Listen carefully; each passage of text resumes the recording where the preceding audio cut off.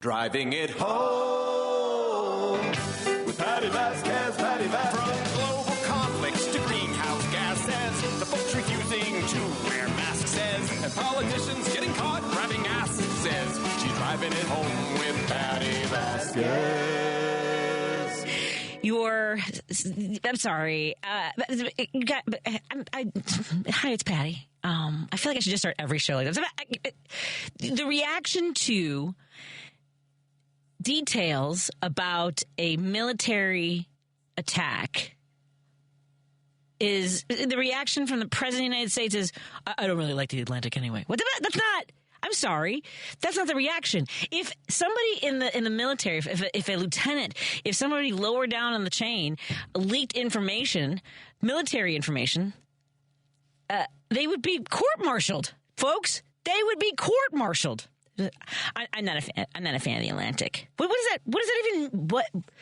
I can't. You guys, so many things are happening so fast now that it's hard to grab onto one story. Because in that same newscast, you heard about how we're going to be cutting personnel from the Social Security Administration, folks who typically were able to verify their identity and their banking information in order to have direct deposits will now be forced to go into the office. Some of them, depending on what their situation is, how new their filings are, may have to go weekly until it's all straightened out. And they're closing. The thing is, you have to go in person to the Social Security Administration's office, only they're closing offices. Right. So they're changing the requirements for proof of identification, which had been working. And he's saying that we have more fat. We've got a lot of fat.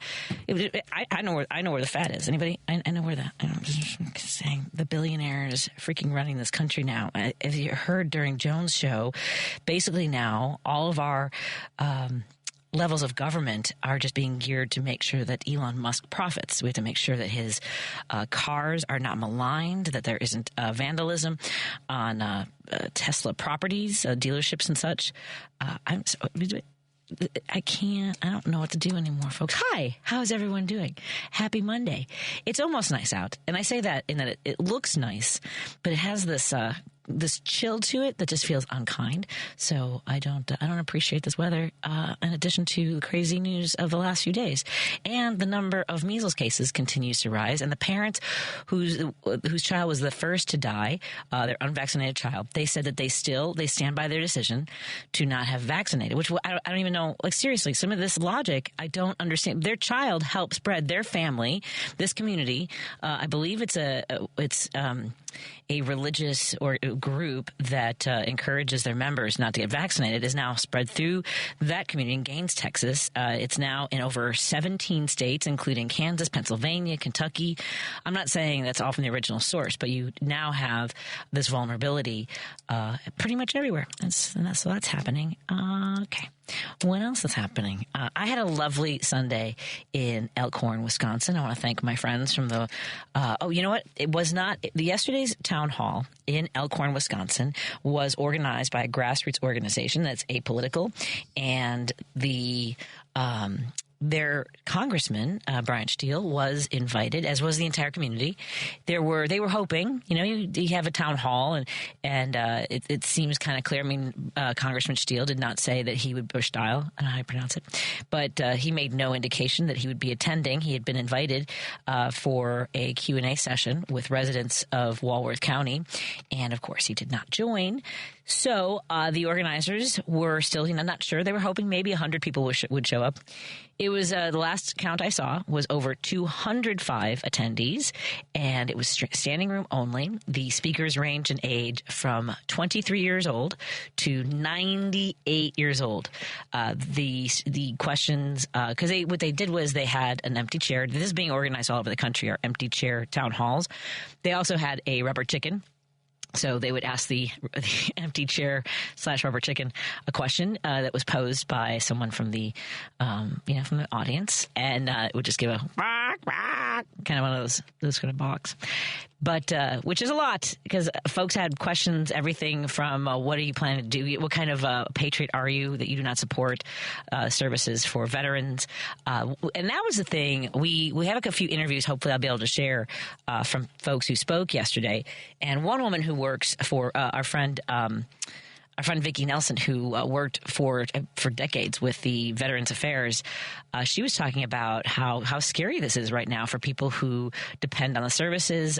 We also talked to some folks that the people who are feeling it first right now and immediately are the farmers in Wisconsin, whether it's because of migrant workers who they rely on, a lot of undocumented workers who work on the dairy farms, work in construction, work in a lot of jobs that are now going to slow things down.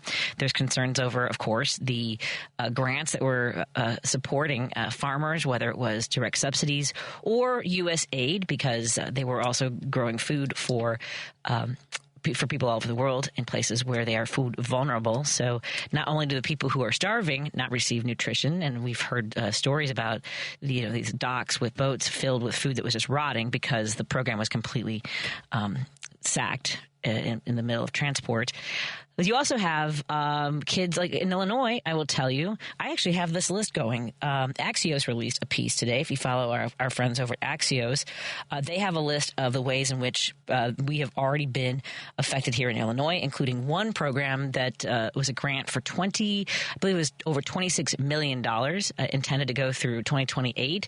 And it was intended to support, make sure that there were nutritional meals available for children in child care and in schools, and it also supported, of course, Illinois farmers.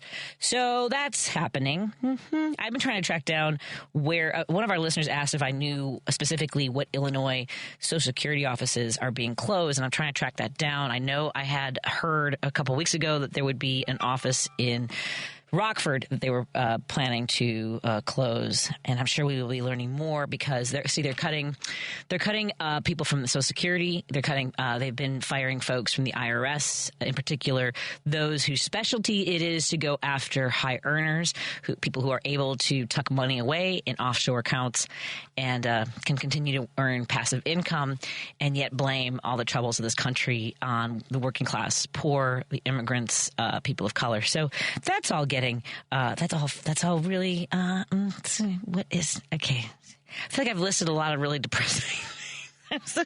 You guys, it's a lot. Okay, here's from Axios how Trump's administration has impacted Illinois so far. There's also a lot of lawsuits that I don't think we are necessarily following, or investigations. The University of Illinois and Illinois Wesleyan are being investigated for alleged race exclusionary practices. So that means that if they have any programs that encourage diversity, equity, and inclusion. Northwestern University is being investigated again by the federal government for alleged anti-Semitism. WBEZ and 12 other public media stations are being investigated for their underwriting practices. Following has been shut down and or canceled. The Department of Education local field offices of civil rights and financial aid that help students navigate student loans and can challenge education discrimination. The Social Security offices that are on the chopping block do include one in Rockford. So there is a Doge website you can go through, and this is where they're saying that they estimate they've saved Americans over $115 billion. But really it's just line, like they'll say it says canceled contract. And we're seeing now, with the decisions made at the court level, that the firings of federal workers broke the law, broke federal laws. So a lot of these folks will not only be hired back, but they may get back pay. Tell me how this is efficient, Lady B. Why am I yelling at you? You're the only person I can see right now. I can't. Let's see if Jim's is upset. Hey, Jim. How are you doing today? Hi, Patti. Somebody has to explain to me. In the New Deal, in the 30s, we were in the lowest point in our economy. We had the most creative thinkers. We subsidized the arts. We gave writers great contracts, actors, and so on, and helped our cultural status in the world.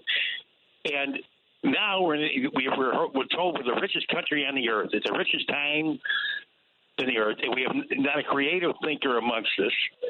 How can they be so creative when we're broke and not have any clue of how to exist when we're loaded? You explain it to me, Patti. How does that happen? How does that happen? I can't, Jim. I mean, we're living in the upside down world at this point. Yeah, I know that, but think of it. Look at the creative people in Roosevelt's administration. I mean, they were abundant with them. They attacked everything: agriculture, culture, everything. Well, to your point, I would say one thing is that they were bold, right? And I think that I know that the woman who was in charge of the National Labor Relations Board was really doing an extraordinary job, which is probably why we're swinging so wildly to this territory of being overly burdensome on labor and safety practices. Because like when we were in Wisconsin, one of the things they were talking about was legislation that Steele had voted on he did not vote to protect nurses who to up the charges to workplace violence for nurses, because they are subjected to an amazing, just a terrifying amount of violence in hospitals. Anyway, Patti, Abraham Lincoln was alive when Engels and Marx were publishing, and he agreed to the point where there is no money without labor. There is no capital without labor. Yeah. Labor is not chicken and egg. It's not a chicken and egg. If people don't work, they don't build up capital. Yeah. So, but look at the situation we're in. We've got a lunatic billionaire. I just recall Roosevelt's speeches. He said, "I'm going to have lunch on Grilled Millionaire today. And if the millionaires don't like me, bon voyage." Yeah. I mean, and they were successful. How many years? You're talking what, 32 to Truman and to 44. Yep, and then Truman right in the 50s. And I guarantee you that healthcare was pennies on the dollar then. Education was pennies on the dollar. Rent was nothing like this. I mean, this is absurd. Yeah, just an absurd situation. I know you're going up to Wisconsin, Patti. Did you go up there? Yep, I was up there yesterday, and then we'll be back up Saturday and Sunday door knocking again. Good for you. And you know that he's giving a $100 bonus to anybody who signs a petition that they'll vote for that crazy judge up there. But what I want to understand is how are they going to verify? Is this minions going to go in there and go look at the votes or break into the machine and see that they actually voted for him? I don't know. I'll tell you this much, Jim. They're terrified. The folks that I talked to. I mean, not terrified. That's not the right way to put it. They are resolute and they are working hard. But these are some scary times. I got to run to the break, Jim. Have a good evening. Good to hear from you. You too. Bye. Let's take a break here. Continue our conversation. We come back on WCPT 820 Heartland Signal. Tom Hartman. Lori in Ocala, Florida. Hey, Lori, what's up? Hi, Tom. First, I just want to say thank you for being here for all of us. It's really important. It's almost like having a friend there that you know you can listen to and talk to. And I've listened to you since Air America, and I really appreciate you today. Well, thank you, Lori. The Tom Hartman Radio Program. Weekdays 11 a.m. to 2 p.m. on WCPT 820, where facts matter. WCPT 820, Chicago's progressive talk, where facts matter. If you're listening to this station right now, you've definitely heard my voice before. Hi, I'm Hawk. And I'm Pete. And we're with Source Solar, your local source for solar. Source Solar is Chicagoland's premier solar installer, providing solutions for over 1,000 homeowners and business owners across Illinois and Iowa. With over a decade of industry experience and deep roots here in Chicago, we have the expertise to help your transition to clean, renewable, resilient energy. We can guarantee that we save you money day one without any out-of-pocket cost to you. This means you have an instant ROI, instant payback, and can save money to add to your bottom line day one. At Source Solar, we source everything as local as possible, meaning we always carry the Made in USA sticker. Find us online at www.source.solar. Stop in our office at 5710 Northwest Highway or give us a call at 773-985-3992. And don't forget to ask for Hawk or Pete. You're listening to Driving It Home with Patti Vasquez. In your communities in Chicago. On WCPT 820. Thank you for joining us as we continue to drive it home. I don't know if I might have had the mic on when you popped in. I'm on the camera. I just realized the mic was open. Thank you so much for joining us. I am your host, Patti Vasquez, back from Elkhorn, Wisconsin. And yes, we will be going back next Saturday and Sunday for door knocking in Elkhorn with the Walworth County Dems. I know that Operation Swing State has been organizing groups to go door knocking, phone banking. We're at the point now where we really need to get folks to the polls. That's going to be crucial because they said usually in off-year elections like this, like these races, there's a lot of municipal races that there's low voter turnout. So if you know anyone or you yourself live in Wisconsin, although if you live in Wisconsin, my guess is if you're you're listening to the show, you're invested. And again, I really want to thank our friends from Walworth County and, of course, all the organizations, Democratic organizations, doing the hard work of getting Judge Susan Crawford on the Supreme Court bench. But we will be going up on Saturday and Sunday to Elkhorn. But again, Indivisible, I know Indivisible Illinois, including Indivisible in Evanston, is arranging carpooling or caravans or meeting up there. They've been going to Milwaukee and some other locations. Again, Operation Swing State. And we have so much work to do. It is crucial that we help elect Judge Susan Crawford and School Superintendent Jill Underley to hold the line for democracy, protecting people's rights and freedoms, not just in Wisconsin, but beyond the borders of that state and across the country. I was mentioning earlier some of the immediate impacts that we have experienced here in Illinois as a result of federal decisions. I left off at Social Security offices that are on the chopping block, including one in Rockford, after they've said they are going to cease the ability for seniors or anyone receiving Social Security to do their verification for, let's say, your direct deposit over the phone or online. You must do it in person. That will affect over 85,000 people at a time when they're closing offices. Make sense because it's so efficient. That sounds really efficient, folks. Nothing says efficiency like waiting on hold or having to wait in line, sitting in an office. Okay. Oh, my God, really? They're faith-based tree planting projects that maintained urban forestry throughout the Midwest. That funding has been cut for organizations across the Midwest, including Illinois. They have also, of course, we know this, they have ended temporary protected status for thousands of new arrivals starting as early as April 1st. And I mentioned the over $26 million in Illinois farm produce that is dedicated to local schools and child care centers to make sure they have nutritional meals. The Illinois, Cook County, and Chicago has been sued for our sanctuary policies. I'm not going to go into what a sanctuary policy is anymore because it doesn't. The people who understand, and we've litigated it so many times. The Housing and Urban Development Chicago office has lost 12 employees who work on records requests and act as intermediaries between HUD and others. The EPA Region 5, which covers Illinois, Indiana, Michigan, Minnesota, Ohio, and Wisconsin, and 37 indigenous tribes, could lose up to 30 positions in the Environmental Justice Division. And the Department of Veterans Affairs, we know this, we've heard this story, one of the largest federal agencies in Chicago. They expect thousands of people to be fired. Hopefully there's some movement with the court cases. We'll see. This is going to go to the Supreme Court because the Trump administration is challenging the decision by a judge whereby they said that all the people who were fired, the federal employees that were fired, need to be reemployed or reinstated because they broke federal law. So that will probably, I'll be curious to see how this goes. I don't know. I don't have any faith in the Supreme Court. Of course, not having faith isn't descriptive enough, but I don't want to use language that would get us taken off the air. We also have federal buildings, including the Klasinski and Metcalf federal buildings, are on a list of properties potentially for sale. So we don't know if they're necessarily on the chopping block. I'm just going through the list of things that are vulnerable and or have been withdrawn, as including funding for farmers who provide healthy foods to kids in childcare and schools. So that's everything's going so well. Cynthia, are you hydrating, my friend?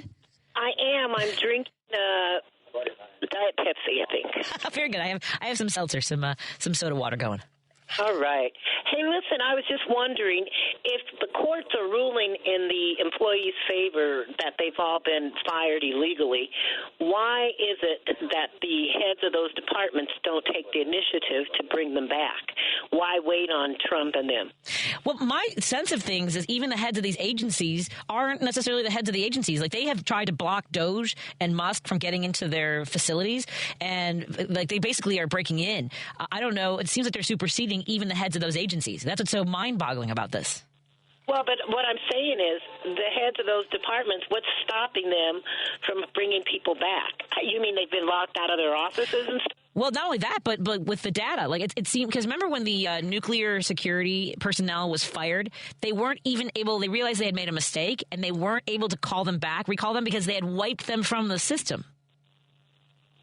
Yeah. Well, no, some of that needs to be explained because I fail to understand how these folks are getting into the data unless they have like malware. Yep, that's what it sounds like. They're injecting and preventing. So if they're doing that, then that means they're going to be rewriting stuff. Yep. And here's the thing. They've also, some of the fired people are the heads of those agencies, like the head of the Federal Employee Labor Board, right? So it's mind-blowing what's happening. It really is. It's depressing because, we've got people in our family that are disabled and rely on SSDI. Yeah. It's unnecessary stress and duress. Well, hopefully it'll do enough damage to folks where they know how to vote next time overwhelmingly. Yeah, as long as we can get to the polls. As long as I have so many fears. I don't even share all of my fears on the air. Like I try to process them. I kind of cower in a closet. And I'll give you an example. Here's the one thing I haven't talked about. And my husband and I kind of just go, oh lordy. So Griffin graduated from high school. He's now 21. So he graduated about 3 years ago. Right. We received a letter from the Chicago Public Schools that just a couple weeks ago, his data had been breached. Yep. And then we don't know. They wouldn't tell us who, but the information that was breached was his gender, his age, his ethnic background. Tell me what that's about. There are so many class action lawsuits, or were, with companies breaching people's private information, like Equifax and all of that in the past. I wonder if taxpayers can do something like that, like a class action lawsuit.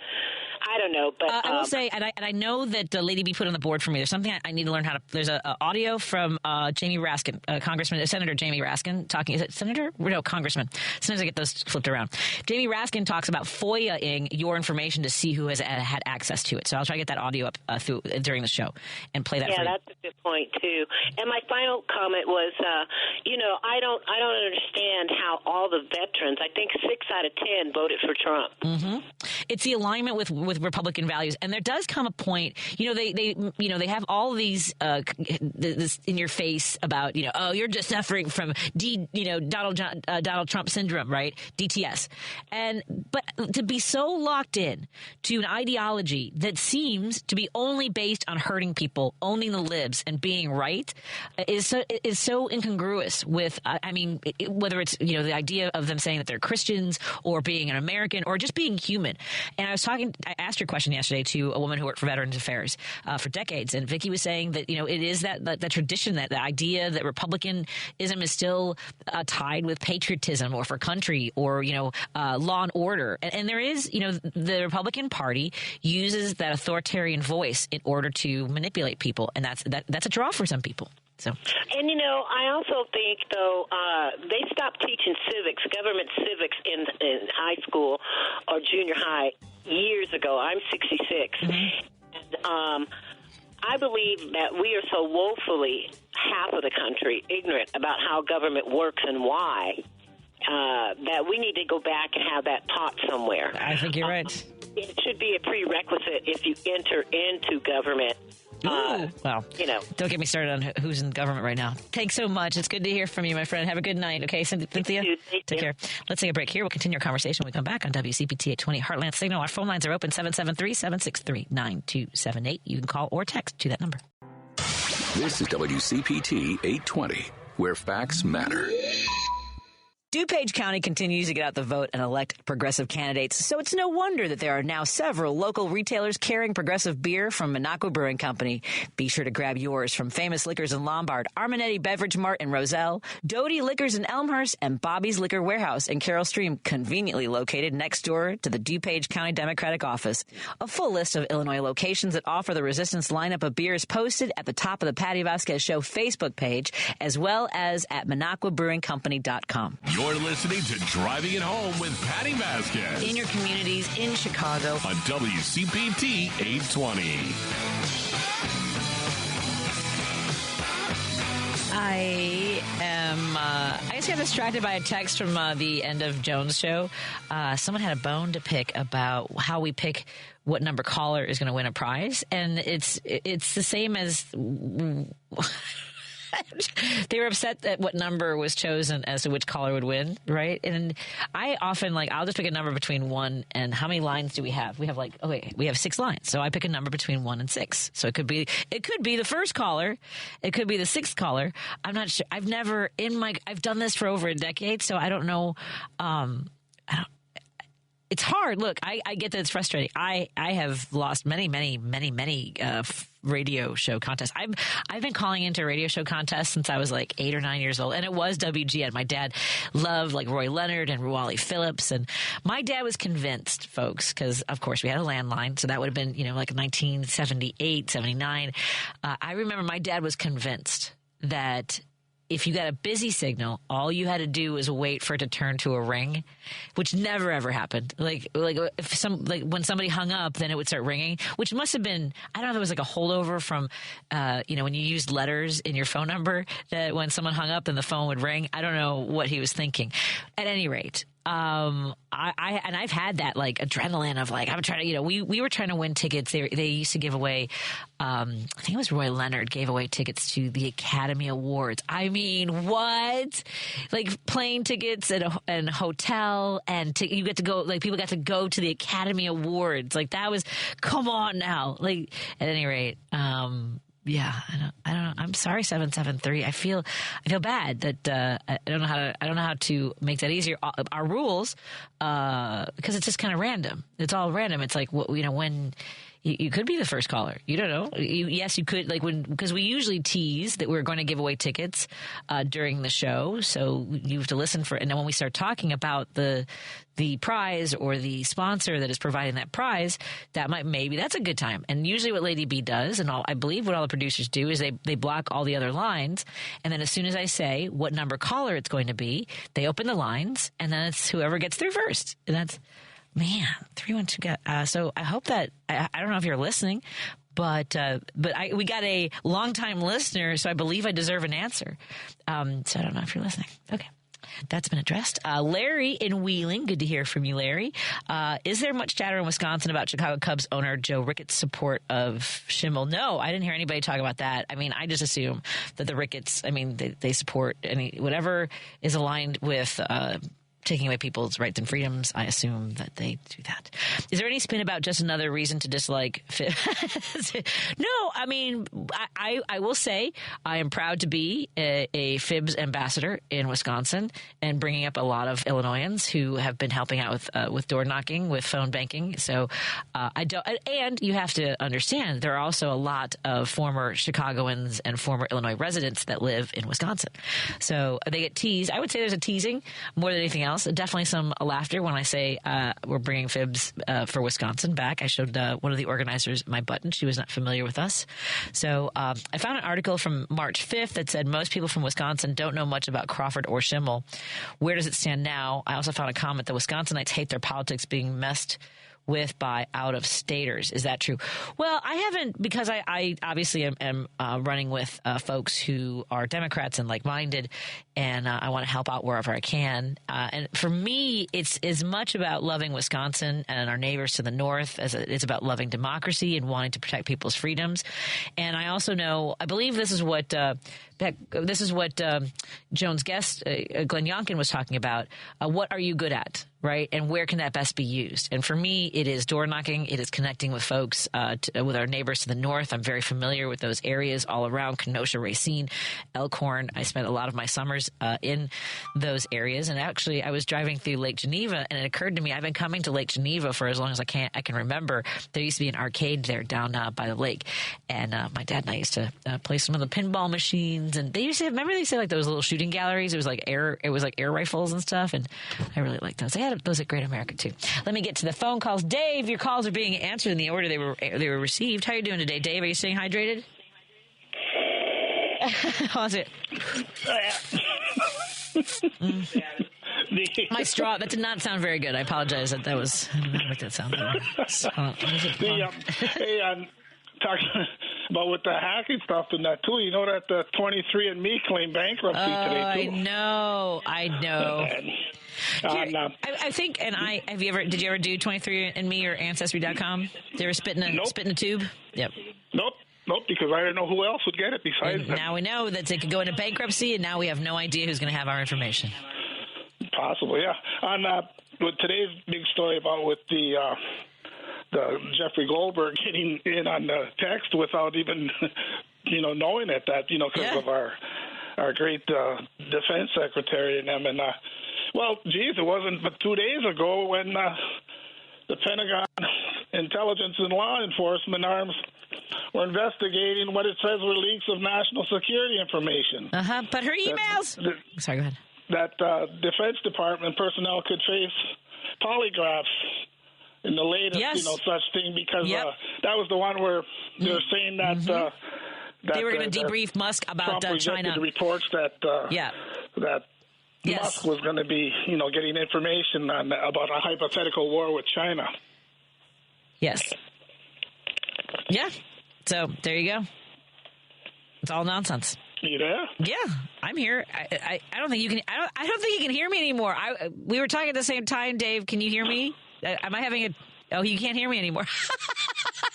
That's weird. Yeah, Dave, go back and listen to the show I was responding to you. Let me get to Andrew. Hey, Andrew, how are you doing today? Hello. Can nobody hear me? Is my microphone on? Andrew can't hear me. Uh-oh. What? Did I push something? This is unique. Okay, let me try another one. Let's see. David in San Francisco. Can you hear me, David? Oh, my God. Our listeners can't hear us. Oh, no. The callers can't hear us. Nope. Hold on a second. Let me see. Paul in Seattle. Can you hear me? Hey, Paul? Oh, okay. So something's going on with our phones right now, folks. Can you let all the callers know that I can't hear them on the? They can't hear me, but I can hear them, and I don't know how I do this now. Oh, that's interesting. What could that? I mean, I've never seen that before. What? Hold on a second. What did I do? 2. Hold on a second. Let me try. Hey, Dave, can you hear me? Yeah, I can hear you now. I don't know what happened. It just cut out. No, I was talking to you. It was so funny because you and I were talking at the same time when I was trying to help you to the destination about how the Pentagon is doing the lie detector test because they want to know who leaked that Musk was going to be debriefed about the possibility of military action with China, and that Trump tried to get ahead of that story. No, because he's got business. There's a conflict of interest. The whole thing, our entire government is a conflict of interest for Musk. He already has contracts, whether it's satellites and possibly vehicles. Anyway, why are you making me yell, Dave? Hi, how you doing? I don't know. Take a quick sip out of the straw. But it's just kind of ironic, isn't it? Like 48 hours ago, that happened, and then now today's one with that Jeffrey Goldberg, did that report for the Atlantic, his magazine, that they had texted him the war plans, what they were going to do when they went after the Houthis. Yep. And he thought it was a hoax. He was like, he couldn't believe it didn't sink into him. It sunk into him when those attacks happened. He was like, oh my God, I was being looped into a conversation. And if you haven't heard this, folks, apparently J.D. Vance is the only person that was in and it was basically, was it on Slack or something? It was like one of these encrypted message chains, right? Not like necessarily your phone, but it was still, I believe Hexeth, they said, was in a parking lot at a grocery store. J.D. Vance was like traveling somewhere, like, and they weren't like, they're supposed to go in the, what's that thing where they're supposed to go to the skiff. They should go to the skiff. Yeah, when they're discussing these things. So, but J.D. Vance apparently was the only one who said, hey, maybe we need to make sure we know what the messaging is on this so people understand why we did it, which is really like all of it. Like every single, not just them, but us, like that's my problem with Schumer. Walk us through it. Don't be defensive and be like, well, I would have been blamed for a government shutdown. That was, I'm sorry. And the kicker of when they showed that them texts on the news, it's going to do nothing but really piss off the Europeans now. Yep. Because they had in that text talking about how that they're tired of carrying the Europeans water and stuff like that. Right. So, I got to run to another call, Dave. I'm glad we were able to connect. Patty. Have a good one. All right. Thank you. We've got a bunch of calls on hold. I believe we have one that wants to correct another listener. So I'm going to take a break because I don't know how long that will take. I want to make sure we thank all of our sponsors. Thank you to Source Solar. Go to source.solar to find out about the great work they do. Over 100,000 happy customers in the Chicagoland area. So make an appointment and find out if the time is right for you to put solar panels on your house or business. We also want to thank, of course, Kirk Bangstead oops, that's the wrong button. We want to thank our friend Kirk Bangstead at Minocqua Brewing Company. We will be broadcasting tomorrow from the Madison Tap Room from Minocqua Brewing Company. By the way, I did write another column for Minocqua Brewing Company about these town halls and how important it is to show up, whether it's in your community, where you have a Republican or a Democrat. Show up. We need to be going to these, not just now when we're in chaos and crisis. We need to be going to those meetings every single time they're held. And I've talked about how Quigley shows up everywhere. So if you have questions for our electeds, whether it's your congressmen, your senators, your state level electeds, make sure you're showing up at those meetings. We also want to thank our friends at Are You Really Winning? Go to areyourreallywinning.com. March is Problem Gambling Awareness Month. Call 1-800-GAMBLER if you or someone you know is struggling with a gambling problem. More after this on WCPT 820, Heartland Signal. Choose Views with Richard Chew. The badassery in us has to come out. It just does. Shake off the fear, shake off the worry, and be ready to do something. Like Mrs. Obama said, now we really have to do something. And the number one thing is connect with each other and be strong and support those who we care about and make sure that we are moving forward and protecting this process. Richard Chew, weekday mornings at 6 on WCPT 820. Because facts matter. You're listening to WCPT 820. Patti Vasquez is taking your calls now at 773-763-9278. Driving it home with Patti Vasquez now on WCPT 820. Thank you so much for joining us as we continue to drive it home. We are taking your phone calls. Don't forget, coming up after 6 o'clock, we'll check in with Jen Zanotti, our Monday motivational expert, our positivity expert. Ken is driving and wants to share some thoughts. Ken, are you hydrating today? Hey, Ken. Ken, am I listening to my own show? I might be listening to my own show. Okay. Okay, Ken. So we tried that. Let me get to Paul in Seattle. Hey, Paul, what's on your mind? Well, I just wanted to bring back up why the heads of the agency departments can't bring back their employees, because this is the thing people understand about the administrative state or the administrative agency, regulatory agencies, is that they're created by Congress to help the president enforce the laws. But the people that work in the administrative agencies are under their boss is the executive. That's Trump. So whereas Trump can't really get rid of the administrative agencies, the regulatory agencies, he can render them useless by getting rid of them. So he can, in other words, the heads of the agencies work for Donald Trump. So technically he can fire anybody who works, including the head of the agency. But there are rules. There are also federal laws about firing people, and those are laws that Congress also passed. But the Congress is not assuming its powers. Congress has the Republicans in Congress have completely abdicated, and the reason none of what Trump is doing. I mean, the firings are not within the law. They're just wrecking the agency, so they're ineffective. But none of these things, these cuts, the budget cuts or whatever he's making, are legal or constitutional because they violate what's called the presentment clause, which is how a law becomes a bill. It's in Article 1, Section 7, and it means that Congress has to pass the bill and present it to the president. The president can't just say, I'm doing this. But here's what's happening. I was talking to a friend last week. So he's gutting the EPA. So the EPA can't get rid of the EPA because Congress created the EPA. But if he guts it by getting rid of all the people, so a friend of mine works for a small chemical company in North Carolina, and he has been their research and development chemist for 33 years now, and he's come up with a lot of patents. That's how the company makes money. Is they patent things that he develops things using his knowledge for products like for cosmetic products like for Revlon or Avon or Mary Kay. He also uses some of those same products to sell to Like they use it for finishes on kitchen cabinets or even road striping, putting lines on roads. These are all things that his product can be used for, so he's patenting the product.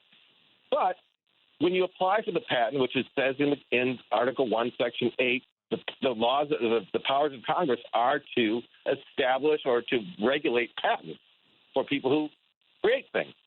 Well, Congress also says that patents on chemical things have to be approved by the EPA before you can get your patent, right?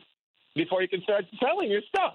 Well, it already takes forever to get, before you get your EPA approval because it's, and now it's going to be fat chance you'll ever get it. So he's actually wrecking American business. Yep. By making it so unusable. Uh-huh. It's like, well, fat chance I'll even get my patent approved ever if it ever gets through the EPA.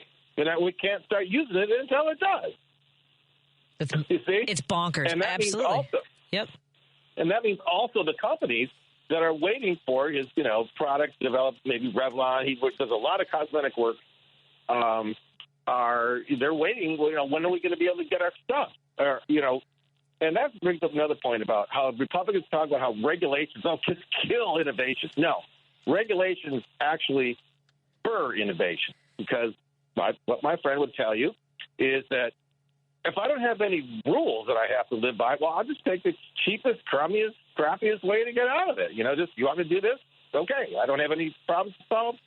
But his point is this. He says, look, a few government environmental regulations are not my major challenge because if I'm working on a product for Revlon, say, they got a list as long as my right leg about what this product must do, and another list as long as my left leg about what this product cannot do. And so he says, the government regulations are not my problem. I have to solve all these other problems about what this product has to do and what it can't do. That's what makes innovation, is people solving problems. If you don't have those things, people just take away they just take the slowest, cheapest, crummiest, dirtiest way out, and there it goes. Exactly. And so now you can't have patented products. He's killing business. He's ripping people off, and he's actually making the marketplace absolutely. It's chaos. And well, as long as they can own the libs, Paul, that's really what they're going for. I've got to run to some more calls. Thank you, my friend. Have a good one. Yeah, take care. Thank you. Let's get to David in San Francisco. Hey, David, what's on your mind, my friend? Well, I was going to ask you about some famous comedians in history, but before I did, that previous caller was just talking about getting products and innovation and whatnot. I remember about, I'm not sure if it was in the 80s or the early 90s, about 10 or 15 miles of Louisville, Kentucky sewers exploded because the Budweiser brewery was dumping some strange chemical in the sewers. Oh, God. And it built up the gas, and it blew up, and the roads were ripped apart, and it did hell in Louisville, Kentucky. And that was a beer company. Imagine you have strange chemicals.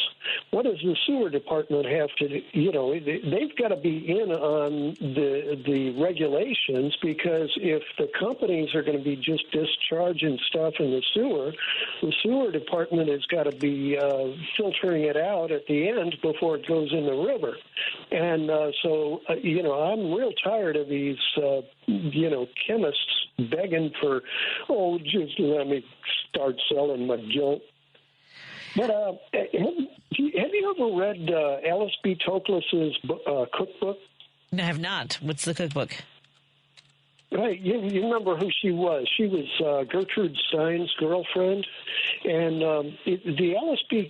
Toklas cookbook was, Gertrude Stein and Alice B. Toklas were Jewish, and they were in Paris when the Nazis invaded in World War II. And so that cookbook is about their life when they were on the run.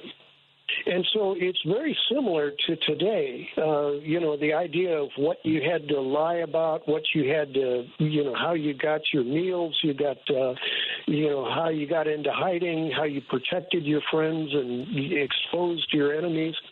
And then another author I'd recommend, of course, is the Manchurian Candidate. That author is Richard Condon, and he wrote, I don't know, 10 or 20 or 30 books, and most of them are about the intrigues of spies or, duplicitous living, let's say. And they're in one of his, it's called An Infinity of Mirrors. The Nazis have invaded Paris. And they're basically, if you look at the history of the Nazis, they were organized crime. And they were different gangs. The brown shirts were one gang, the Gestapo were another gang. And in Paris, they would steal from each other. And so if we look at today, you got the Doge crowd and you got the gold broker crowd and you got the cryptocurrencies. You got about 40 or 50 different cryptocurrencies, and they're all enemies of each other. If you're trying to push your cryptocurrency and then all of a sudden, and so there are multitudes of civil wars between these creeps. And, they don't want to trust the U.S. dollar. Down with the dollar. Let's go with gold. Let's go with crypto. Let's go with... And so they're a pack of thieves, and there's no honor among thieves. So, I was just going to recommend Alice B. Toklas's book, cookbook, and well, by the way, to your point, in the cookbook, I just looked it up. Apparently, there's a recipe for the best hashish brownies you could make. And it says, the most famous culinary experiment was a concoction called hashish fudge, made from spices, nuts, fruit, and cannabis, which became a sensation in its own right. Toklas says it's called the food of paradise and suggests places where the cook might find the cannabis. And she adds the fudge can liven up any gathering, is easy to whip up, and she cautions that 2 pieces are quite enough and that one should be prepared for hysterical fits of laughter and wild floods of thoughts on many simultaneous planes. That's from the book. And that was very important when the Nazis were downstairs. She was actually living in a place where the Nazis invaded part of it, and they were living in hiding. It's an amazing book, and there are any number. I love Voltaire. Yes. And that's a quick one. I'm sorry, Alexander, go ahead. Dumas, the Three Musketeers, Count of Monte Cristo. Man in the Iron Mask, right?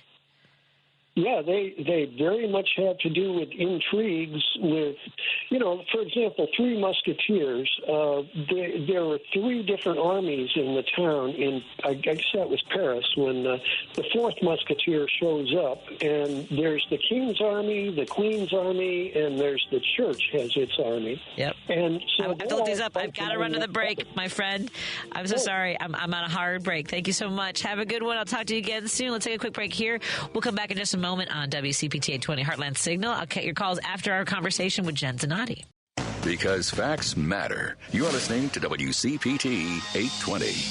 Driving it home with Patti Vasquez, Patti Vasquez. From global conflicts to greenhouse gases, the folks refusing to wear masks says, and politicians getting caught grabbing ass says, she's driving it home with Patti Vasquez.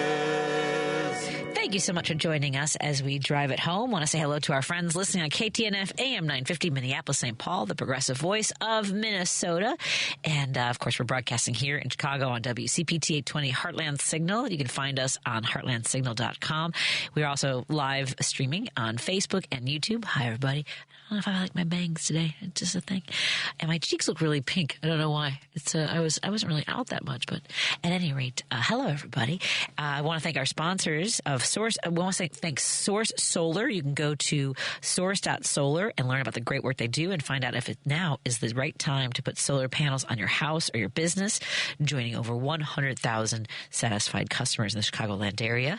We're going to be at the Madison Tap Room from Monaco Brewing Company tomorrow. And please subscribe to the Monaco Brewing Company newsletter.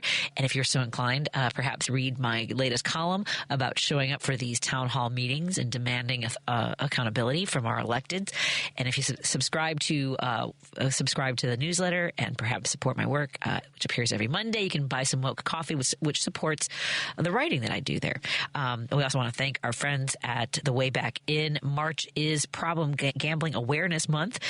Go to areyoureallywinning.com to find out about their services and how they can help you or whoever you love in your life that might be dealing with a gambling problem. You can also call 1-800-GAMBLER. We want to thank our friend Jen Zanotti for joining us every week and giving us a pep talk and sharing some insight on how we can take better care of ourselves, being mindful.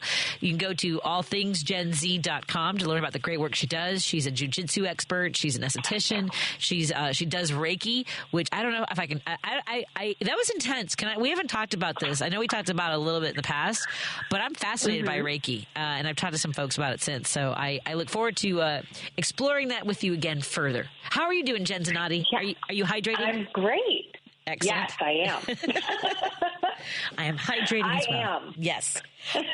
I'm doing great. We got home from Chicago last night, so we had a great weekend at home. Excellent.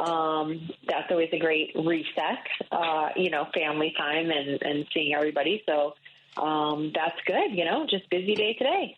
Now, what's the temperature like back? You're in Virginia or Maryland? I know you're like near the D.C. area. In Maryland. Maryland. Yeah. So what's our temps today in Maryland? It's about 60 degrees right now. 60 so or it was rainy. Ooh. 60. 60 and rainy is kind of lovely. The sun came out. Okay. So I just walked the dog a little bit ago before we hopped on here, and it was, sun was out. It's dry now, but it was raining. Not too crazy, but, just a little bit of rain earlier today and gloomy, but now it's pretty lovely. So I would say it looks pretty in Chicago right now, but the chill in the air just feels a little bit it's unnecessary. It feels a little intentionally painful, but because we've had sort of this stop and start with spring, and I want to talk to you about that because we live in a area where we have extreme cold, we have extreme heat. So when you have those bursts of 70 degrees and sunshine, your skin feels good. I think we need to grab those moments, right? We need to really harness that energy. Talk to us a little bit about, we often think of New Year's as a reset and, setting goals and things like that. But I think spring every change of season might be a great way to reevaluate where you are. Don't you think? I absolutely think that as the seasons change, you want to set different intentions. There's kind of different moods almost, I think the most obvious too in winter can be that's a little bit of a hibernation stage. Maybe you're taking more rest and care of yourself, a little more downtime, but also kind of manifesting things. As we get into spring, it's like this energy, and we get these bursts of beautiful temperatures, and then it goes back to getting cold or rainy. But it still is kind of invigorating where there's this energy that just happens with the change. I think we start getting excited about summer coming and the weather change, but it's more energetic. It's lighter later, so we have the time change. And I really feel like if you can just capture some of that energy, you can definitely get a lot more done. It's also a great time to start going through things that you may need to let go of, and that can be physically or emotionally. But, a lot of times, obviously there's spring cleaning, right? So it's like going through your closets, going through the extra clutter, the things that you don't need anymore. And like I said, we can do that physically, but we can also take stock of that emotionally and mentally. And for folks who are listening, how does this pertain to the conversations we want to have on WCPT? Let me tell you folks, the more you're able to control, because what we can't control is frustrating to us. What's happening at a national level or what's going on with policy, we can't control that. We can react to it. We can get out there and do different things, but we can control the elements of our lives that are weighing us down, that make getting through this trying time even more burdensome. And how Jen during that told Marie what was it? Marie, what was it? The cleaning lady, thank your items, and if they don't give you joy, if they don't spark joy, get rid of them. Do you know what I'm talking about? This maybe. I can't remember her name, but it was just, great. Everyone was following it on Netflix and for tidying up and getting rid of stuff. Okay. And it was basically like if you held something up and it didn't bring you joy, you should let go of it. But I saw something the other day that made me laugh and feels more accurate for me. It basically like people like thanking their items and letting them go. But I love this one. Someone said if you have if you got dog crap on that, would you wash it or throw it away? And that should be the defining factor of whether or not you keep something. I love that. Right? How much do you really love this? How much does yes. it really mean to you? Yeah. Are you willing to wash the crap out of this pair of sweatpants? Or are you going to throw them away? But if you're going to donate them, you should still wash them. But still. For sure. It's a hypothetical. But it's a great... Yes, exactly. But it really, like you said, there's so many things going on right now that we can't control. And we can get so bogged down by everything that's happening. I think just emotionally, mentally, if we're on social media all the time, we're watching the news all the time, we're just bombarded with that. So anything we can do, to detach a little bit from that, to take control of our house, maybe the clutter, our home life, right, organization, planning things, getting away, utilizing that energy any way we can, being kind, getting out in the community. We've talked a ton about that. But I think anything that can lighten your load emotionally and physically and just things you can let go of that you can control, I think is so important to just help you work on a better state of mind. And even thinking about spring, and this is something I do all the time, and this might be totally off topic, but just little things. I think it's the little things, right? Little things that can make us feel good. But I have little areas in my house, as we're talking about kind of home too, and it's like little areas where I get myself flowers all the time. So it's like I have little pockets where I have flowers. And like now even Jay's like, I love the flowers in the kitchen, or we have to have them in here, little moments around the house that I think just, kind of bring you back. And it's a small, sentiment, but it just makes you happy. And it's, spring, so more springtime flowers are in the house right now. But just when a lot of stuff's going on, it's nice to feel comfortable at home, safe at home, and just something that brings you a little bit of peace and happiness, I think is really important. So, springtime is great for that, so it's that energy that I'm saying, trying to capture and ride on that energy if you can, to help bring you some of those moments. Yeah, I know that a lot of folks during the pandemic worked really hard to make their living space, exactly the way they wanted it. And I do think, now, in contrast to that, like we want to have our home, feeling like some place we want to retreat to, or not even retreat, but to re-energize. Let's put it that way. I think that's a better way to put it, to face what's going on. I will say this, what we're really realizing is with like live entertainment, like weeknights, we've made our homes so wonderful or cozy, or, we have nicer televisions. We don't want to go out and be around other people anymore. Like go to live comedy. Yes. It's hard. True. It's hard to get people out on a weeknight. I'll tell you that.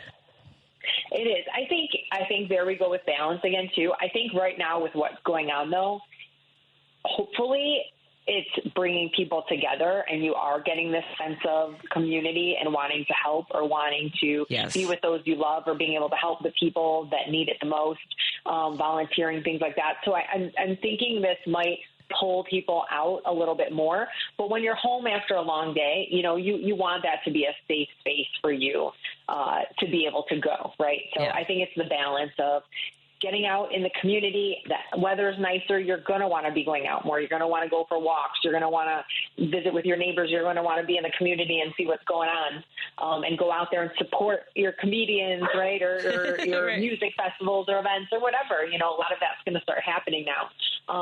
But just being able to kind of lighten your load a little bit, like I said, physically and emotionally, with this spring energy around your house, in your life, the things that you can control. Yeah. That's I think what we need to be able to accept is that there's, and we know this, we have to keep coming back to it. Have to let go of the things that we not let go, but accept that there are things that we can't control. I feel like I'm doing like the AA thing, but it's not that we can't control them in the sense that there's nothing we can do, but we have to, in order to react to them, to be in a functional way, we have to be functional at home in our space and in our relationships. You mentioned whether it's emotional. By the way, I don't know if you've seen my videos. I've decided to lean into when people call me petty. I'm like, that's fine. I'm petty Patti, and I'm going to hold people accountable. Yes.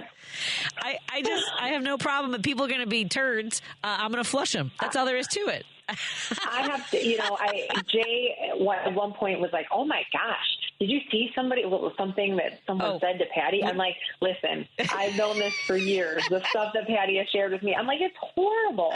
It's crazy to me. Yeah. And I'm so sorry you have to endure that, but it's just like, so finding your people, connecting, and yes, there are many things we can do to help right now.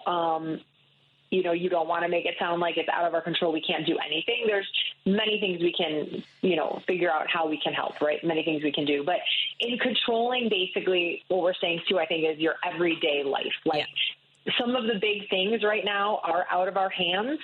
There's small things we can do to help, but we also need to make sure we are, in the midst of everything, taking care of the things that we need to take care of in our daily lives and taking care of ourselves mentally and physically, because that's going to help with a lot of the stress relief. That's going to help us really be able to focus and kind of move ahead in a positive, way. So I think that's super important. That's Jen Zanotti, allthingsgenz.com, joining us every Monday to help us reset, reflect, re-energize. I'm going to find some other words. I should probably use Z words, but I don't know what those are right now. Thank you, Jen. My best to Jay. I look forward to talking to you next week, my friend. Love you. Have a great night. You too. Bye-bye. Okay. Bye. Bye. More after this on WCPT 820 Heartland Signals. I'll take your call in the order they were received after this. Alexa, play WCPT. WCPT from TuneIn. If you're listening to this station right now, you've definitely heard my voice before. Hi, I'm Hawk. And I'm Pete. And we're with Source Solar, your local source for solar. Source Solar is Chicagoland's premier solar installer, providing solutions for over 1,000 homeowners and business owners across Illinois and Iowa. With over a decade of industry experience and deep roots here in Chicago, we have the expertise to help your transition to clean, renewable, resilient energy. We can guarantee that we save you money day one without any out-of-pocket cost to you. This means you have an instant ROI, instant payback, and can save money to add to your bottom line day one. At Source Solar, we source everything as local as possible, meaning we always carry the Made in USA sticker. Find us online at www.source.solar. Stop in our office at 5710 Northwest Highway or give us a call at 773-985-3992. And don't forget to ask for Hawk or and Pete. Patti Vasquez is taking your calls now at 773-763-9278. Driving it home with Patti Vasquez now on WCPT 820. Thank you so much for joining us. I'm your host, Patti Vasquez, broadcasting here on WCPT 820 Heartland Signal in Chicago. You can go to heartlandsignal.com to listen to the show, or the TuneIn app. You can download that for free and listen there, or on your radios, of course, 8:20 a.m. We also live stream on Facebook, on YouTube, and also all of our shows are podcasts. So if you would like to catch any of our shows, check out any of the platforms that you listen to podcasts, including iHeartRadio, Apple Podcasts, Spotify. They're all available there. There's also featured podcast interviews, so take a look at that. If you haven't already, please follow Heartland Signal on Twitter, Facebook, TikTok, Instagram, and Threads. Please follow me if you wouldn't mind. Thank you to everybody. I haven't mentioned this since last week. Thank you to everyone who has subscribe to Chicago Girl. That's my Patti Vasquez Substack page. I am slowly releasing some of the rough drafts of the memoir I'm writing about growing up here in Chicago, and the reaction has been really wonderful. I want to thank Steve, who said that he could see a limited series, and I only did the one chapter about my mom coming. You guys, you have no idea. There's so much more. It's why it's been so hard to write, because there's it just is a lot, and it's also complicated because I have my mom, and I want to respect her memory of things, her telling of things, and my father, who passed away in 2001. And it's hard because I'm basically like an archaeologist. Even in my own memory of things he left behind, of stories he told. He was, you guys, if you think you enjoy hearing me tell stories, this guy, I mean, he could spin a tale. And I really wish I had recorded more of the stories he told me as he was in his last months ill. I did start recording him. I have not gone to those tapes because I don't know if I can handle it, because my dad just was full with, he loved making you laugh, and he could break your heart at the same time. So I'm going through a lot of memories, a lot of photos, notes that I've been taking for over 30 years. I started writing in a journal in 1985 when I was 14 years old. One of my journals, half of my journal from 1989 became State's Evidence. So there you go. If there's any reason to subscribe to my Substack, find out why my journal from my senior year of high school, actually the summer after high school, became State's Evidence in an investigation to the lifeguard service. Some of you have heard me talk about it, so you already know. Roosevelt, how are you doing? Happy Monday, Roosevelt. Are you hydrating? I'm very much hydrating. I'm drinking another beer. I'm celebrating, Patty. Yes, okay. I'm celebrating. Mexico won the championship yesterday against Panama, 2-1. In soccer, I have to assume? I don't know. Okay. Yeah. Yay! Goal! Sorry, I don't know. So I wanted to start with that. But I wanted to add on to what you guys were saying. First, about this Atlantic story, the Atlantic, I believe. Isn't this crazy? Yeah. No, but here's the thing that came to mind. Two things came to mind. Hillary Clinton's email came to mind first. Of course. Yep. Yeah. Second, how does this guy, whenever anything happens, he either blames somebody or he always says the same thing? I don't know nothing about it. Yeah. I don't know nothing. No, Isn't that your responsibility, since you put the most qualified people, the most intelligent people, according to him? So how come he didn't know? And if this was a Democrat, can you imagine what the press would be doing right now? Where is the press? Where is the responsibility of his administration? Don't get me started. I know. Yeah. I know. Did you hear the audio clip of him at the top of the hour, which was, I never liked the Atlantic. It's not a good. Yeah. I heard it. Yep. But also, I want to add to that. I sent you something just now, a few minutes ago. Did you hear about that? Speaking of soccer, did you hear about the soccer player that was held, a Venezuelan, because he had a tattoo of Real Madrid, which is a team. It's a tattoo of a team. Yep. He's not a gang member. But, however, there it is again. They're making all these mistakes. This is one of the most inept presidents, if not the most. And so is the people that he puts in. All they are is yes men and yes women. You know, and that lady, what's her name? The one that used to be the governor of South Dakota? What the heck is her name? The one that shot the dog. Dog. Kristi Noem. Yeah. She's all over the place.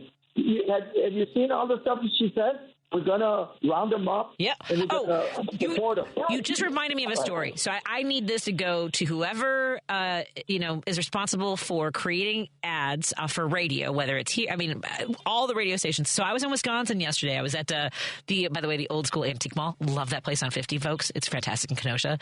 But there was a radio station you could catch out of Chicago. It was an FM station.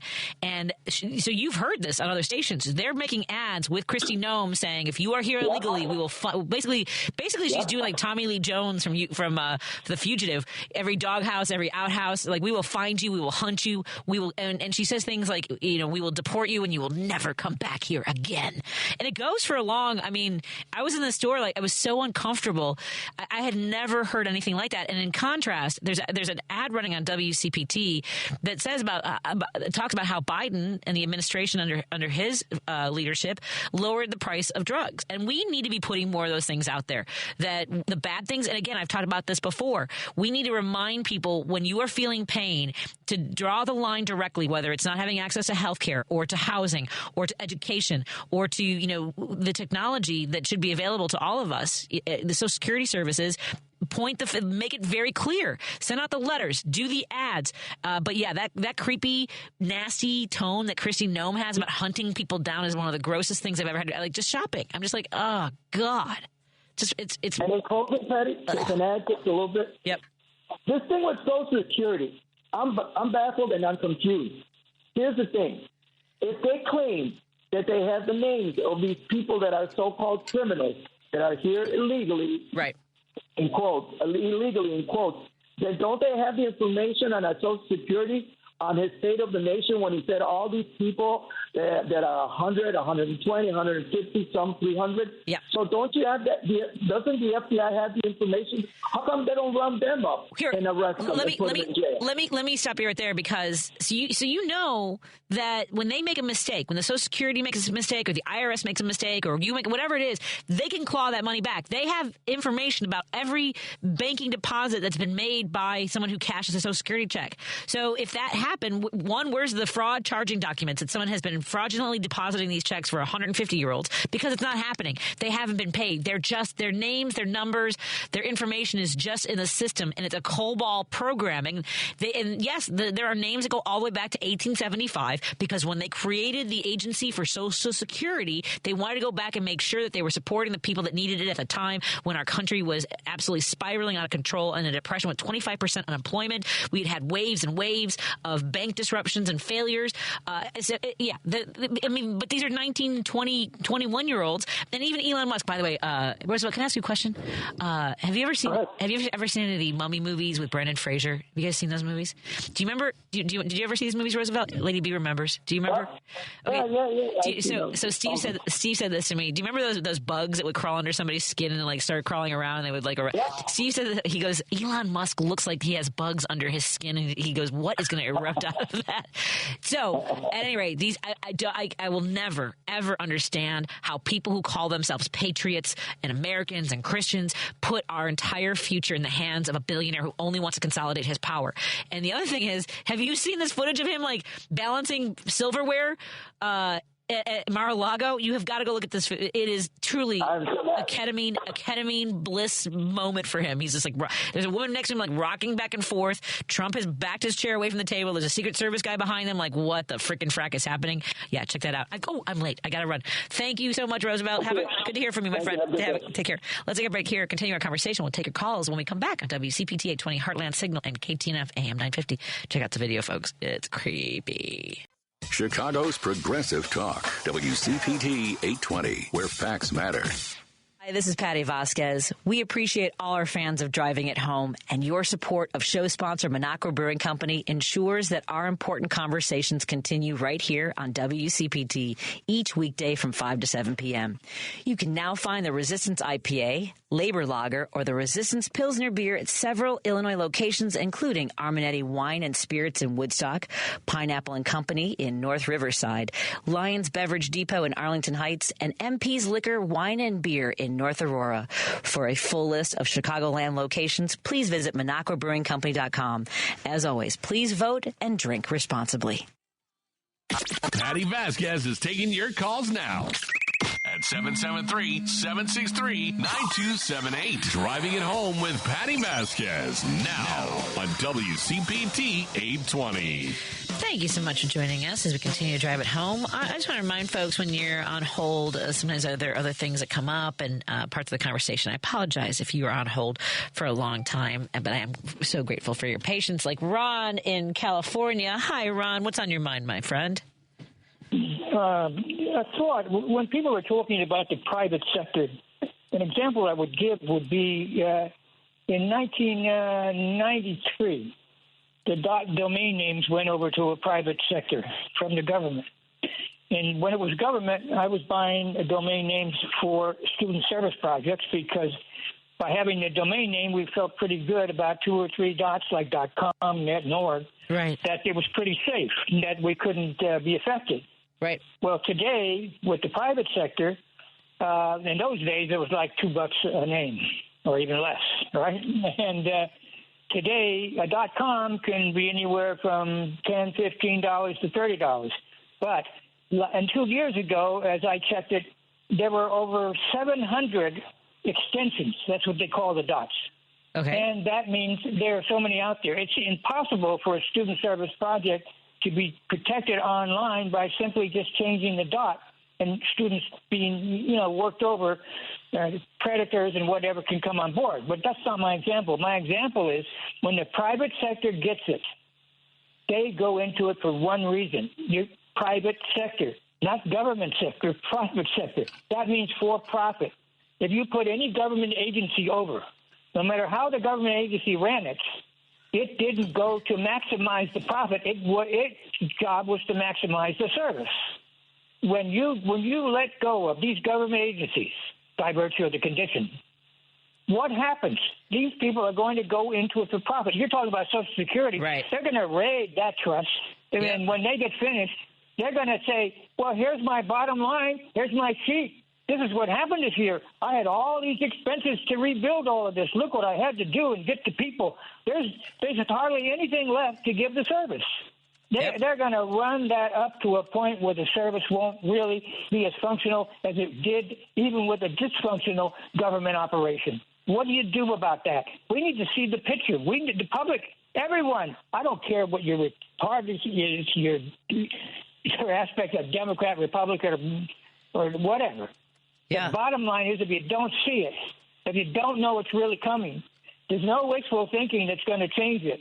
You have to actually get in there, get into that government, and the only way you're going to do that right now, I don't know how it's going to be in the future, is to get those Republicans who have families, who have people who are going to be affected by this privatizing to a degree, and maybe losses in jobs and conditions and even lives. What they need to be gotten to. Where do these people live? Who are they? How are their families interested? This is a war, people. We need to act on it. I could not. I couldn't agree more. I think. I could not agree more, because it is going to take, I believe, the tides of sentiment have got to shift where, and I hate to say this because, the whole idea that whether it was Schumer or other leaders in the Democratic Party who are like, well, we have to go along for now. We don't want this to get worse, all these things. But ultimately, it is going to have to be, I think, and it's showing up at town hall meetings. Republican voters are expressing their frustrations. They're starting to feel, whether it's farmers or veterans, groups that traditionally tend to vote for Republican candidates. We need that. I agree. We need them to speak up, to feel it, to know that it's happening because of the Republicans. It is the Republican Party. I'm sorry, folks, if you are a lifelong Republican and you hate the sound of my voice and you're just listening because you enjoy us being in pain, we do this because we don't want you to suffer. Someone, by the way, Ron, someone on my Facebook page, posted that this is why we lose, because we complain or we whine or whatever it is. We're not patriotic, and they said this is why your enemies are going to win. And I don't see conservatives but how do you see other Americans as enemies? I mean, and I get that people are frustrated and angry, and they don't know if they're going to forgive Republicans. That's different than seeing someone as your enemy. Wait a minute. Let's step back. Step back, please. Okay. Republican, Democrat. These people are in a bind, they think, but their futures won't rely on this person who would throw anyone under the bus. Right. Anyone. And someone said to me, well, these are bad people and they're all against us as workers. No, they'll throw anybody under the bus. Yeah. This is just the beginning. Yeah. And you have to see it. These people, I spent 10 years as a volunteer conservator in military, public, and private hospitals for people with mental illnesses. And I'm going to say this. The actions I've seen between Laurel and Hardy in the White House would have put them in for observation on day one. And if people don't understand that, where's your loyalty? Is it your loyalty to someone that you know has a problem? You know that daily things happen that are going to destroy, not the general economy. What gets me is I don't understand how you can call these people conservative. They're not conservative at all. No. They're only out there to take. And if you can't see that, folks, you're going to be on the downstream. And what I don't get on the other end is they don't seem to really want to build anything in the end, because when you hurt the source of your capitalization, the consumer, you have minimized your potential. Yeah. Think, people. Think. We got to keep working on it. I'm so glad you joined the conversation tonight. Thank you, Ron. And will you do me a favor and take some deep breaths and hydrate? Yeah, well, I'm drinking tea right now. That's hydrating. What kind of tea do you like? What's your tea of choice, my friend? Well, I forgot the name. It's given to me by my wife, but it's green tea. Oh, excellent. That's so good for you. See? That's self-care, my friend. I'm in my 80s, lady. I'm in my 80s, so I walk slowly but speak, that's it. Yeah. Hey, it's not about the pace. It's about the destination. Okay, Ron, take care. That's right. Thank you. Thank Thank you. Let's take another phone call. We've got Andrew calling from Detroit. Look at this. People calling from all over the country tonight. I love this. Hey, Andrew. Thank you for checking in with us. What's on your mind, my friend? Hey, Patty, how are you doing? I'm okay. I'm hydrating.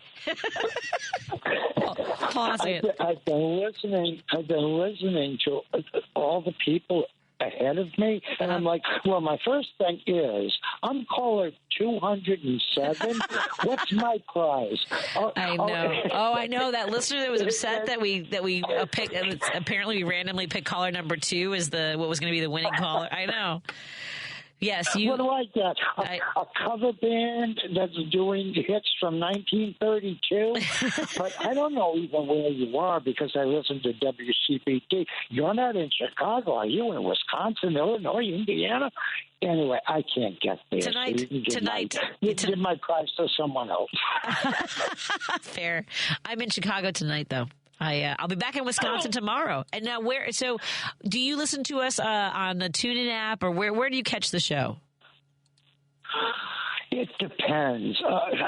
I'm getting aggravated because wherever I try to tune in, there are too many commercials just trying to connect. Yeah. And most of them are gambling commercials. And I think gambling commercials have become more ridiculous than the cigarette advertising. You mean the anti, or the pro gambling? Anti-smoking. But, the pro gambling, the internet gambling. Yeah, it's dangerous. I don't know if you have that here, but the advertisements, they're everywhere. And oh my God, they repeat so many times. Anyway, Patty, what I was calling about is we have to dry our noses and dry our tears and sit and think. And yeah, we lost.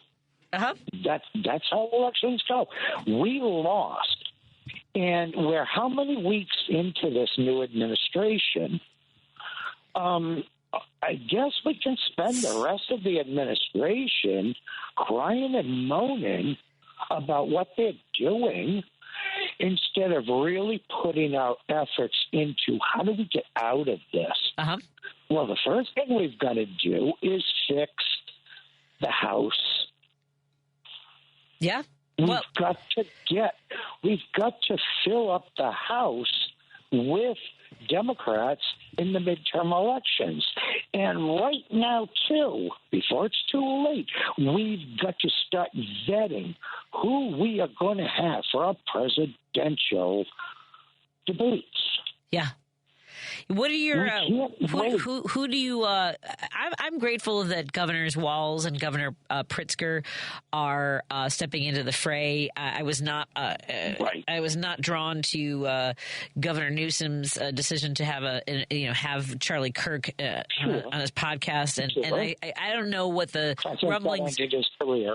Yeah, it's just I mean, it was just gross and like so opportunistic. It was ridiculous. Yeah, and the same thing with former Mayor Rahm Emanuel. I don't know if he wants to run for mayor again. I don't know if he thinks he's got a shot at president. I don't know if he wants some sort of cabinet job. But that was, I don't know if you saw him on Bill Maher, but he also was throwing human rights under the bus. And at any rate, I agree. We need to keep figuring out how we're going to get this done and show up for these races everywhere. Andrew, it's great to hear from you, my friend. Yep. Thank you. Have a good night, Patty. You as well. Bye-bye. Thank you. Look at me, Lady B. I think I'm hitting these timestamps pretty well. Okay, now I'm like 20 seconds late because I talked about how I wasn't late. More after this on WCPT 820, Heartland Signal. Chicago's Progressive Talk, WCPT 820, where facts matter. You're listening to Driving It Home with Patti Vasquez. In your communities, in Chicago. On WCPT 820. I'm not sure if our friend from Detroit was talking about this, but March is Problem Gambling Awareness Month, and we are proud to welcome our new sponsor to the Driving It Home family. Are you really winning? Betting, gambling, wagering, no matter what you call it, It can take many forms. And for some people, gambling can lead to financial problems, relationship problems, and depression and anxiety. Now, I just want to just stray off this for a second. I've talked about this before. My father struggled with a gambling addiction that continues to affect our family now. He passed away in 2001. And please don't leave your family thinking of that as part of your legacy. I don't necessarily. I mean, my whole life, my father liked playing poker and gin rummy, taking me to the track. But at some point, it became something that he could not stop thinking about. It really was. It was consuming for him. So I'm saying this not only as somebody who benefits from the sponsorship for this show from Are You Really Winning, but as the daughter of somebody who really needed help, and we just didn't know at the time how to do that. So that's why I am so honored to work with them, because problem gambling can be managed and treated, and they are here to help you because you are not alone. Call 1-800-GAMBLER or visit areyoureallywinning.com today. Let's continue our conversation. We have a first-time caller. Eric, thank you so much for joining us. Thank you so much. How are you? How are you hydrating today, Eric? I am hydrating, Patti. I'm thrilled to talk to you, a long-time listener, first-time caller, and it's great to be on the air with you. Thank you so much. What inspired you to call today after being a long-time listener? You know, I was with my daughter this weekend, yesterday and today, at a college visit at the University of Wisconsin in Madison, and we were with several seniors who were tour guides, and I was taken back by 3 different kids that said, we asked, what are you doing? You're about to graduate. All 3, the kids that we talked to, had jobs lined up that were contingent on funding that have now revoked. And these kids who went to school for 4 years to learn, one was environmental studies, another one was some sort of research, environmental research. There were several different things that they had mentioned. All their jobs have been revoked as a result of increases. Oh, and my God. Stop being talked about. These are probably middle-class, upper-middle-class families, and these poor kids are just stuck in a lurch. And I hadn't thought about it, and I thought you and your listeners would be interested to hear that, as was I and my wife. So I have family members who work for the University of Wisconsin, and their jobs, the jobs that they have, are very vulnerable. And you're right, I haven't been talking about it very much in regards to students. I mean, imagine being 21 years old, and if it's something you're passionate about, something that you excel at, something that you have to contribute. I think that earlier, when Paul from Seattle was talking about, patents, people who are creative or industrious and can find solutions to problems, and you're talking about kids who we're gearing towards that. Wow. How did your daughter take that information? That had to be kind of overwhelming to think, whatever I've got to, is it changing the way she envisions what she's going to study?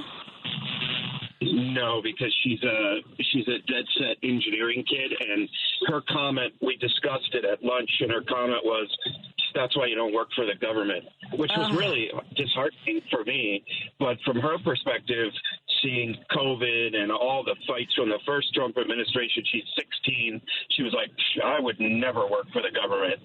You wonder, what's the long-term, and she's a really good kid. It's like you wonder, what are the long-term implications of these types of situations and the fights and the issues about, the fights about issues that these kids care about, and now funding. And, I'm really concerned about our young kids' generation, and what are they going to think about, and what sacrifices are they willing to make, and who do they trust? And boy, I was just really taken back by it. It was something.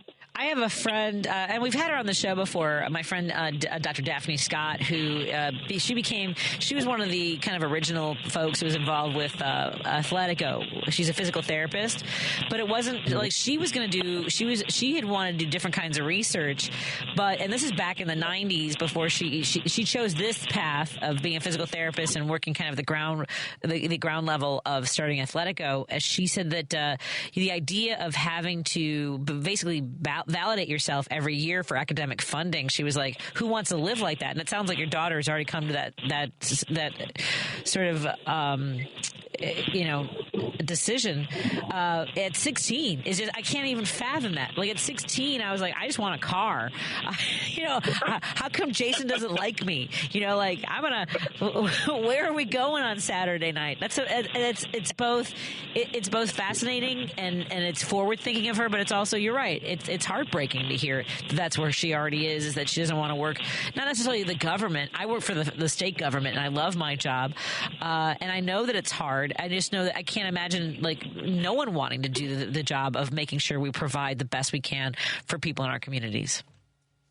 It's really disheartening. The other thing that really took us both back, my wife and I, was that they were touting at Wisconsin how I believe they mentioned number 6 research university in the country, and they mentioned it's over $1 billion in research every year, and clearly it was 2024 numbers, and so just what are those long-term implications on these universities, on the cities that they're located in, on the faculty that are there, on the future kids?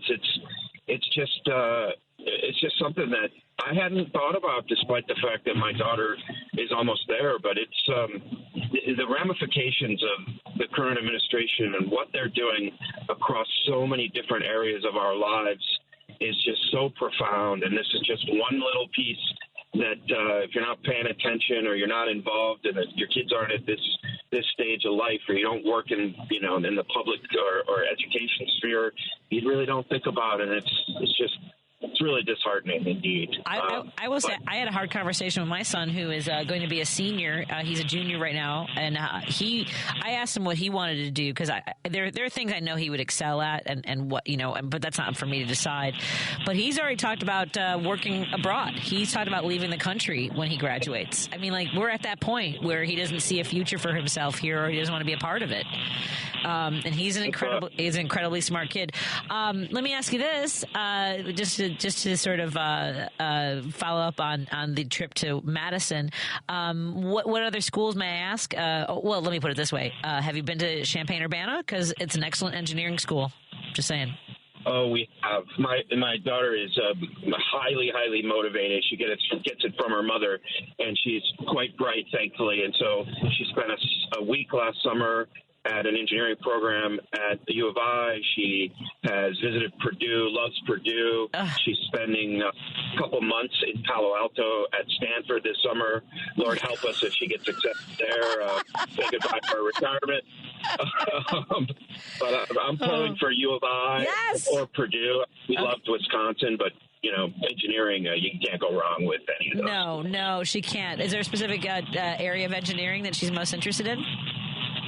She loves civil engineering, but when she was at Purdue, she went out to their airport and learned how they're doing aeronautics engineering, and aviation is something she might be interested in as well. So we'll see if that changes, but right now it's civil. Oh, that's outstanding. Well, my best to you and your adventures on the college campus tours. It was part of I loved going on the college campus tours. I really enjoyed it. Are you guys going to go out east at all to like MIT or anything, or is she thinking more Midwest? Or Stanford? She's more Midwest or Stanford, so likely. She's going to Ann Arbor later this week at spring break. And then we'll do another trip to Purdue this spring, closer to the summertime. So it's fun for adults too, Patty.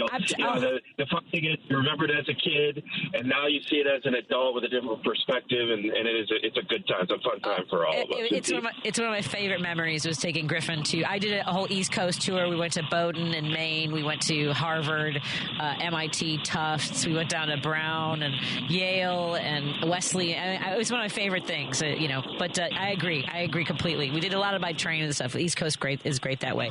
But at any rate, thank you for sharing that. And I'm going to look more into seeing if there's information, if anyone's doing any investigative writing about these, because I mentioned at the beginning of the show, the University of Illinois. There's several programs that have been eliminated at the University of Illinois because of the federal funding, and it's absolutely heartbreaking. And not just heartbreaking, to your point, the decades-long impact this is going to have. So thank you so much for reminding me of that. And thank you, Patti. Keep fighting the good fight. Many of us are listening, and I'm thrilled to be calling in for the first time. So thanks for taking my call. Absolutely. Lovely to have you. My best to your family. Take care. Thank you to yours as well. Bye-bye. Thank you. Let me see if I can find. I had this. So Axios did a piece today on programs that have already been either shut down, that are vulnerable, folks in different organizations that are under investigation, including the University of Illinois and Illinois Wesleyan, because they are being accused of basically diversity, equity, inclusion. That's what they're being accused of. Okay, folks, I'm actually going to go to Madison. I'm going to be in Madison tomorrow. Lady B, the last part of the show, we are going to re-air our interview with our friend Jeff Badu, because I interviewed some folks yesterday and I screwed up on the tech part. It was like a button that I didn't. Yeah, I don't know what everything means sometimes with equipment. I know it's not a surprise to folks, but at any rate, tomorrow broadcasting from the Monaco Brewing Tap Room. Please subscribe to the Monaco Brewing Company, their newsletter, and if you're so inclined, perhaps order some woke coffee today, tomorrow, or Wednesday, because I benefit. I get a percentage of those sales because I do some writing for them. Show up at your town hall meetings, folks. Support each other. Connect with the community. Someone mentioned earlier volunteering. I am volunteering this Sunday with the, oh no, how am I going to be in Wisconsin? Oh, I'm so sorry. Anyway, I want you guys to know that the Jefferson Park Sunday Market is this Sunday at the Irish American Heritage Center. I got to go. Now I'm late again. Thank you, Lady B. Randy Rhodes is up next, and followed by Matt McNeil. Bye, everyone.